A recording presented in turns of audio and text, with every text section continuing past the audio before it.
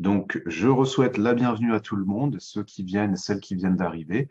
On va partir pour la tâche numéro 3 de l'expression orale et M. Abdelhalim va commencer à présenter. Donc, c'est à vous, M. Abdelhalim, s'il vous plaît. Avec plaisir. Alors, le sujet, c'est doit-on changer nos habitudes dans un pays d'accueil, habitudes alimentaires, vestimentaires? Alors, je vais commencer par une petite introduction. Nulle personne ne peut nier que le sujet de changer les habitudes dans un pays d'accueil est un sujet très débattu partout dans le monde. Ceci dit que ce sujet partage les opinions en deux catégories. Les uns estiment que changer les habitudes est un fait obligatoire et indispensable, tandis que d'autres s'y opposent en se défendant par d'autres preuves. Pour eux, changer un pays n'a aucune relation avec les changements des habitudes. Alors, lesquelles des deux opinions doit-on défendre et lesquels de ces deux points semblent raisonnables? Personnellement, je partage les deux points de vue car il suffit de réfléchir un peu pour se rendre compte que l'idée de changer les habitudes dans le pays d'accueil est totalement juste. En premier lieu, c'est la phase d'intégration. Un nouveau pays, c'est de nouveaux codes et donc des nouvelles habitudes à prendre. Selon une étude en 2018, il a approuvé que 70% des immigrants qui respectent les codes du pays d'accueil ne trouvent aucun problème de s'intégrer. En deuxième lieu, la réalisation des objectifs. Se mettre en harmonie avec les nouveaux coutumes de pays d'accueil donne plus d'opportunités à atteindre les buts. On prend par exemple Madame Myriam Cherkaoui, la jeune Marocaine qui a eu un parcours d'étudier la gastronomie française et passer des stages dans les meilleurs hôtels. Aujourd'hui, elle est ambassadrice de la cuisine française grâce à son savoir et son expérience sur le goût du peuple français. En revanche, s'il est vrai que l'idée de changer les habitudes dans le pays d'accueil, elle est moins vraie que cela soit toujours dans ce sens. En effet, garder les mêmes habitudes au pays d'accueil, c'est la transmission de la culture, car elle préserve les gens à rester connectés avec ses racines et garder leur identité culturelle. En outre, la réalisation des objectifs dans un pays d'accueil nécessite des choses plus importantes que les habitudes d'un pays. Par exemple, les expériences vécues dans un tel domaine, la flexibilité, le parcours académique sont les clés du succès et non pas les habitudes. En conclusion, il faut s'adapter au comportement du pays d'accueil pour ne pas limiter les opportunités fournies à l'avenir. De même, garder l'identité et les habitudes du pays natal pour préserver la culture. Merci. Merci à vous, M. Abdelhalim. Alors, vous avez parlé pendant 3 minutes. On peut considérer que si vous aviez parlé légèrement plus lentement, vous auriez probablement atteint les 4 minutes 30. Donc, ça, c'est une petite technique pour essayer d'atteindre les 4 minutes 30 plus facilement. Ne pas parler trop lentement non plus, mais ralentir un peu son débit de parole, ça permet d'aller un peu plus loin. Alors, pour revenir à votre passage, ce que l'on peut dire premièrement, c'est que votre passage était structuré. J'ai bien retrouvé toutes les étapes.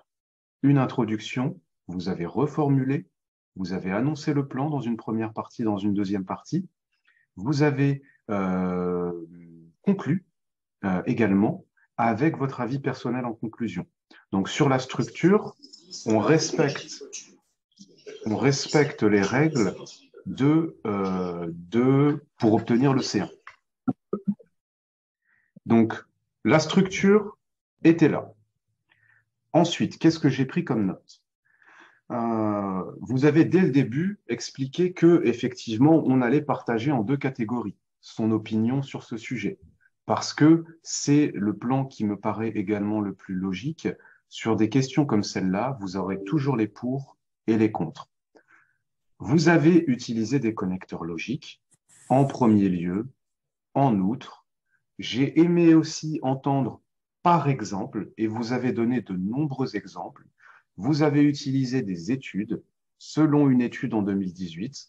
Donc ça, c'est très bien, ça donne du poids à votre argumentation. Euh, Vous avez dit ne trouve aucun problème de s'intégrer. On va dire ne trouve aucun problème pour s'intégrer ou alors aucun problème d'intégration. Et vous avez dit du peuple français, peuple c'est masculin, on va dire du peuple français. Donc c'est un excellent passage, mais voilà. Est-ce que vous avez des questions, Monsieur Abdelhalim? Merci, Monsieur Farid, pour les observations. C'est gentil. Avec grand plaisir.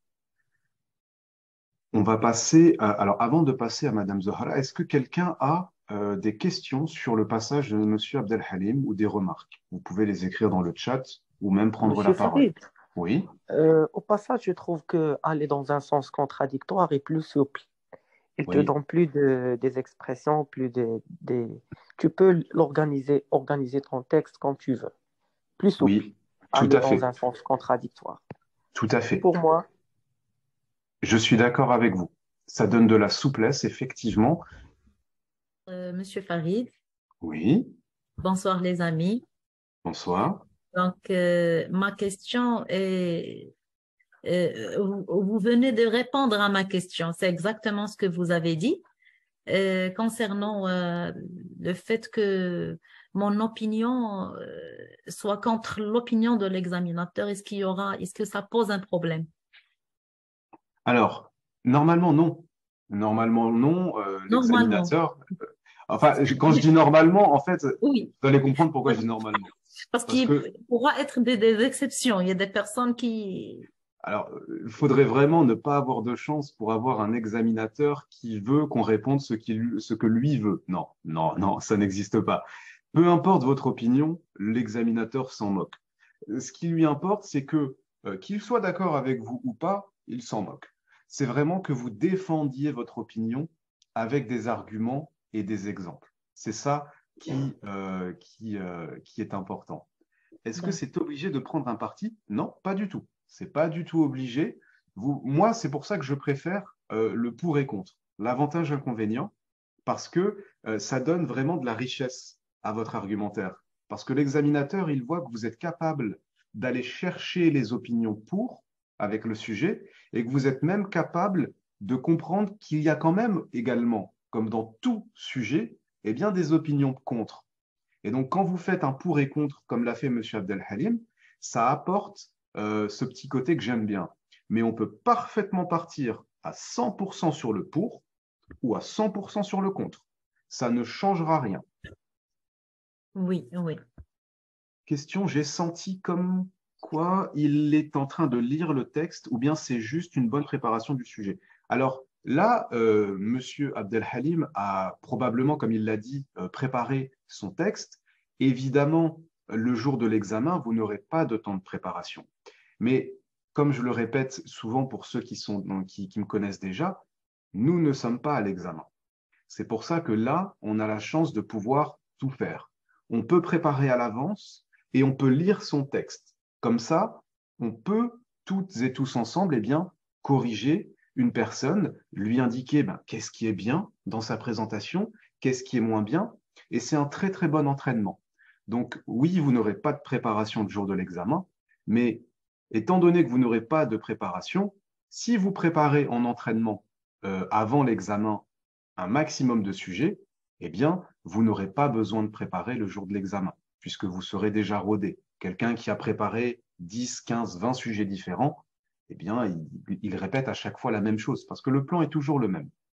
Donc, ça vous permet de pouvoir vous entraîner. Alors, ensuite, ça veut dire quoi? Je dois mentionner les deux opinions dans le développement, avec les arguments. En fait, vous avez, dans le plan, vous avez différentes possibilités. Vous pouvez être totalement d'accord avec le sujet. Et si vous êtes totalement d'accord, eh bien vous n'aurez qu'une seule opinion, pour. Et vous allez argumenter pour prouver pourquoi vous êtes pour. Vous avez le choix de choisir le pour et le contre. C'est-à-dire que vous allez rassembler des arguments pour, et ensuite vous allez dire, ah, mais attention, ça n'est pas toujours aussi facile, par exemple, ou ça n'est pas toujours le cas. Et vous allez présenter des arguments contre. Donc là, vous avez deux parties, pour et contre. Et vous pouvez faire l'inverse, c'est-à-dire vous êtes totalement contre le sujet. Vous n'êtes pas du tout d'accord avec ce sujet. Et là, vous n'aurez qu'une seule partie, avec que des arguments contre. Sauf qu'il avait l'air de lire un texte, genre il l'a appris, alors que dans cette tâche, il faut être spontané, comme si c'était sans préparation. Alors, vous n'aurez pas le choix que d'être spontané le jour de l'examen. Effectivement, vous serez spontané puisque vous n'allez pas pouvoir préparer, mais quand vous préparez comme M. Abdelhalim l'a fait, eh bien, quand vous répétez à chaque fois les préparations sur différents sujets, vous êtes entraîné, vous apprenez quelque part le plan par cœur. Et donc, vous allez pouvoir profiter de votre travail que vous avez préparé pendant les jours où vous vous entraîniez, spontanément le jour de l'examen. Parce que plus on fait quelque chose, quand on fait une tâche répétitive, on finit par la connaître par cœur. Quand vous conduisez une voiture, vous n'avez pas besoin d'être concentré normalement pour ceux qui ont le permis depuis plusieurs années. Et bien là, c'est la même chose. La nuance est obligatoire lorsqu'on est d'accord avec le sujet. Alors, lorsque vous êtes d'accord avec le sujet, si vous partez 100% d'accord, vous n'êtes pas obligé de le nuancer. Ça veut dire que quand vous allez reformuler et dans votre annonce du plan, vous allez expliquer que vous allez montrer en quoi je suis totalement d'accord avec le sujet. Et donc là, vous n'aurez pas de nuance, évidemment, puisque vous partez dans le 100% d'accord. Est-ce que ça répond à vos questions? Je pense que j'ai fait le tour. Je vais vérifier de n'avoir oublié personne avant de passer la parole. C'est quoi exactement nuancer? Ah, alors, c'est une très bonne question, Monsieur Mohamed. Merci beaucoup. Nuancer. Qu'est-ce que ça veut dire nuancer? Si on a un sujet, par exemple,